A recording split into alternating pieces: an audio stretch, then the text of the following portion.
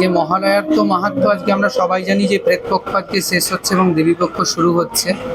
এবং আপনারা দেখছেন আজকে এই কল্যাণ মন্দিরের অমৃতময় পুরুষ ঈশ্বর দিলীপ চট্টোপাধ্যায়ের প্রতিষ্ঠিত এই মন্দির। এখানে 52তম মহালয়া উদযাপন হচ্ছে, যেরকম ভক্তের ঢল এসছে।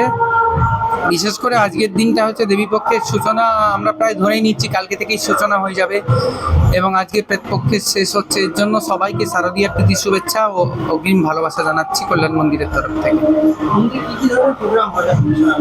আজকে তো চণ্ডীপাঠ আদি যে যজ্ঞ হয়েছে সকালে, এবং বিকেলবেলা মায়ের স্তুতি পাঠ করা হয়েছে এবং সন্ধ্যে থেকে কালী পূজা চলছে এবং আবার রাত্রে বিশেষ পূজা হবে মায়ের। সারাদিনই আজকে পূজা অর্চনা যাগযজ্ঞের মধ্যে দিয়েই চলবে সব কিছু।